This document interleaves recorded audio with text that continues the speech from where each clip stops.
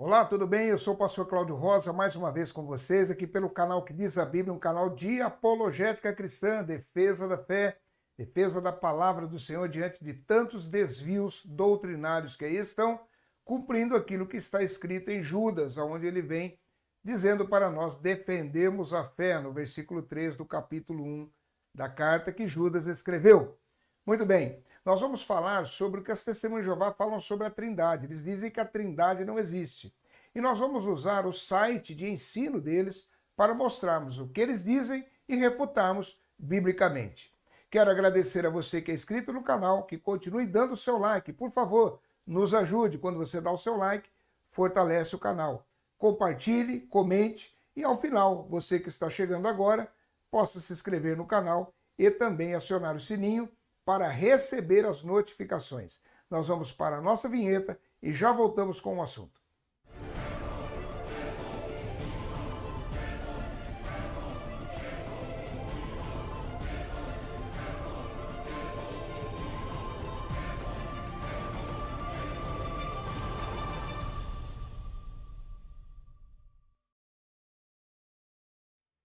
Muito bem, nós estamos de volta. Eu, pastor Cláudio Rosa, aqui pelo canal que diz a Bíblia. Olha, as testemunhas de Jeová, eles têm um site onde eles vêm trazendo todas as informações, ou uma boa parte das informações do seu grupo sectário. Esse que eu mostro para vocês aqui é o site jw.org, das testemunhas de Jeová. E eles trazem uma matéria aqui, onde eles inclusive têm essa ilustração, fazendo a seguinte pergunta: Deus é uma trindade? Nós estamos usando um documento oficial do grupo. É um documento virtual, mas é um documento. Deus é uma trindade? E aí eles vêm trazendo uma resposta, uma suposta resposta bíblica, que nós vamos lê-la com vocês e vamos estar, através de textos bíblicos, refutando aquilo que eles estão alegando aqui. Aí eles dizem o seguinte: muitas religiões cristãs ensinam que Deus é uma trindade. No entanto, veja o que a Enciclopédia Britânica diz. Nem a palavra trindade, nem a doutrina explícita ocorre no Novo Testamento. A doutrina desenvolveu-se gradualmente com o decorrer dos séculos, enfrentando muitas controvérsias. Bem, primeiro que eles começam dizendo que muitas religiões cristãs ensinam que Deus é uma trindade. Então, pelo menos eles estão admitindo que existem as organizações cristãs verdadeiramente, que são aquelas que seguem a Cristo e obedecem às doutrinas centrais da Bíblia. E por falar em doutrina, sim, a doutrina da Trindade ela é verdadeira. A Trindade é uma doutrina. O que vamos dizer que eles estão alegando aqui, que a Enciclopédia Britânica diz que nem a palavra Trindade, nem a doutrina explícita ocorre no Novo Testamento, não tem para nós, nesse sentido, valor nenhum. Por quê? Nossa vida, ou a vida cristã, ela é pautada pela palavra de Deus e não pela Enciclopédia Britânica. Ponto. Segunda questão, o fato de não haver o nome Trindade na Bíblia não quer dizer que a doutrina não exista. Não quer dizer isto. Nós estudamos, por exemplo, na teologia, a angelologia, que é o estudo sobre os anjos, a eclesiologia, que é o estudo sobre a igreja, a cristologia, que é o estudo sobre Cristo, e assim vai. Esses termos você não encontra, obviamente, escrito nas Escrituras, mas a doutrina de Cristo, a doutrina da igreja, a doutrina dos anjos, ela está incutida na Bíblia. A Trindade é uma das doutrinas. E o que é a Trindade? Bem, a Trindade é a existência de um único Deus em três pessoas distintas, com atributos específicos que levam a uma hierarquia em razão das suas funções. Nós já até falamos isso algumas vezes. Ou seja, a função ela pode trazer uma hierarquia. Aliás, as funções trazem uma hierarquia dentro da Trindade. Porém, a natureza das pessoas são divinas porque elas têm os mesmos atributos incomunicáveis. O que eles dizem aqui na sequência? Olha o que eles dizem aqui. Na verdade, a Bíblia nunca fala de Deus como pertencendo a uma trindade. Veja os seguintes textos bíblicos. Você vai ver que eles trazem textos aqui que não estão falando de uma trindade, que não estão contrapondo a doutrina da trindade. Simplesmente está falando da existência de Deus, de um único Deus, que nós cremos também, a existência de um único Deus. Olha aqui, Jeová nosso Deus é um só Jeová. Deuteronômio, capítulo 6, versículo 4. Tu cujo nome é Jeová, somente tu és o Altíssimo sobre toda a terra. Salmo 83, 18. Claro, nós concordamos com isso. Isso significa vida eterna, que absorvam o conhecimento de ti, o único Deus verdadeiro e daquele que enviaste, Jesus Cristo.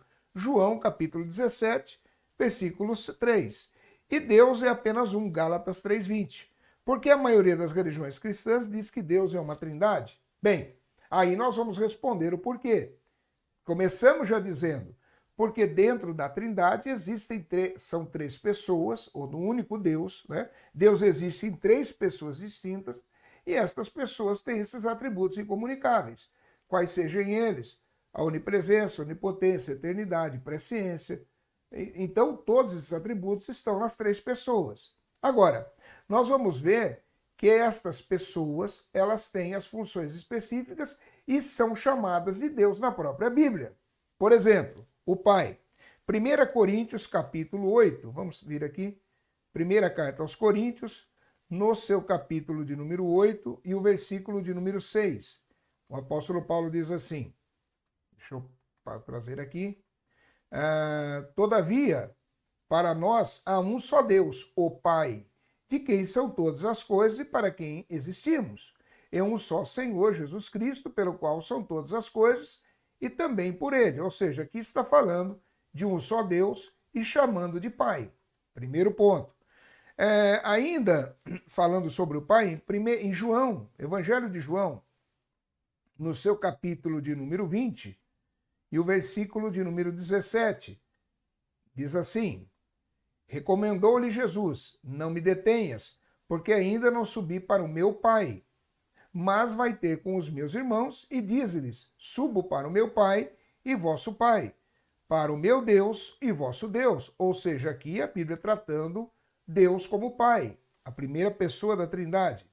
Na primeira carta de Pedro, no seu capítulo 1 e o seu versículo de número 2, está escrito assim, versículo de número 2.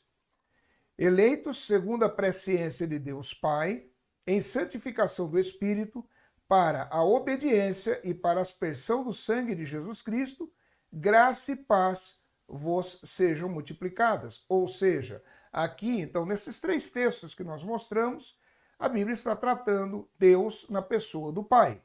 Bem, mas ela também trata Deus na pessoa do Filho, ou o Filho como sendo Deus nessa segunda pessoa.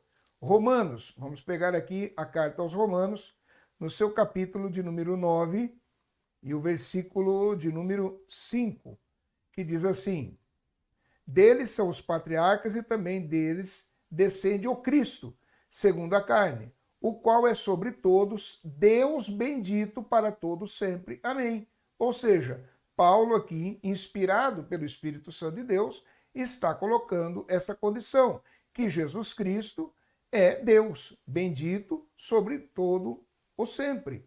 Então aqui está identificando, a Bíblia está identificando Jesus como Deus. Colossenses, um texto muito conhecido, Colossenses, no seu capítulo de número 2 e o versículo de número 9, diz aqui, olha, porquanto nele habita corporalmente toda a plenitude da divindade.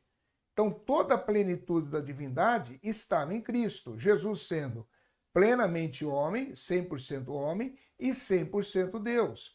Para que habitasse toda a plenitude da divindade em Cristo, ele precisaria ter todos os atributos do Pai, que são aqueles já conhecidos e citados.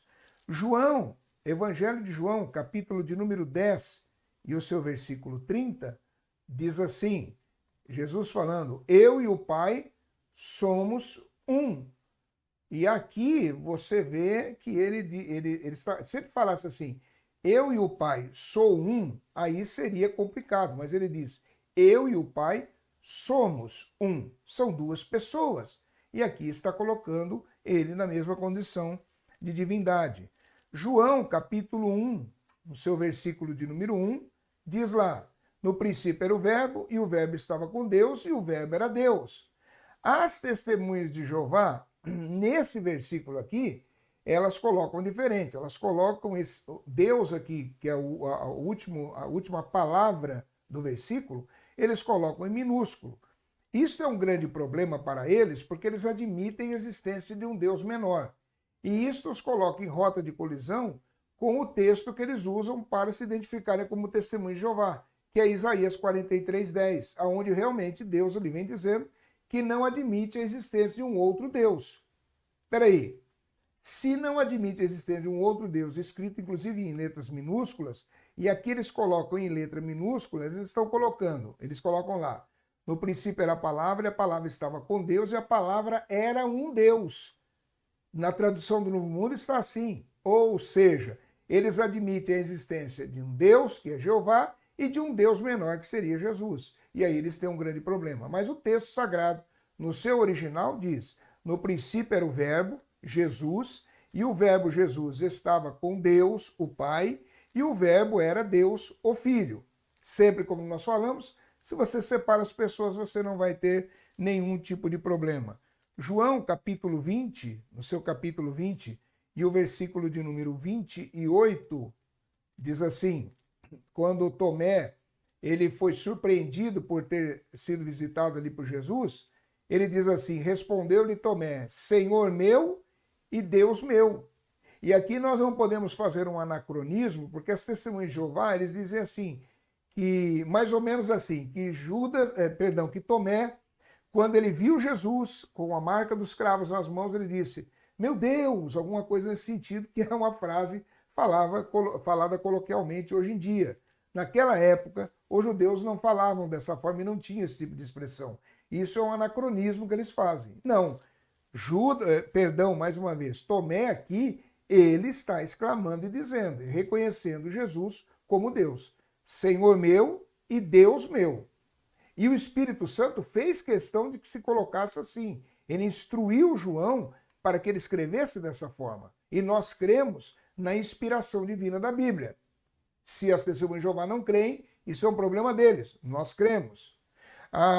Um outro texto aqui, Hebreus capítulo 1, Hebreus capítulo de número 1, e o versículo de número 8. Olha o que diz aqui. Mas acerca do Filho, o teu trono, ó Deus, é para todo sempre, e cetro de equidade é o cetro do seu reino. O escritor aos Hebreus aqui traz a instrução dizendo que o trono é de Deus e Deus aqui é Jesus Cristo, a pessoa divina. E para finalizar aqui, Tito, que está um pouquinho antes de Filemão, Tito, no seu capítulo 2, e o versículo de número 13. Deixa eu colocar mais para cima, está assim, olha, guardando a bendita esperança e a manifestação da glória do nosso grande Deus e Salvador Cristo Jesus. Esse texto aqui é muito claro a respeito desse assunto, mostrando que, aguardando a manifestação da glória do nosso grande Deus e Salvador Cristo Jesus, ou seja, colocando aqui a terminologia divina em Cristo.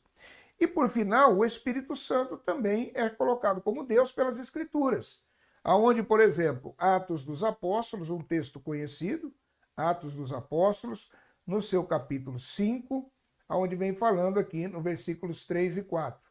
Então disse Pedro, Ananias, por que encheu Satanás o teu coração, para que mentisses ao Espírito Santo, reservando parte do valor do campo?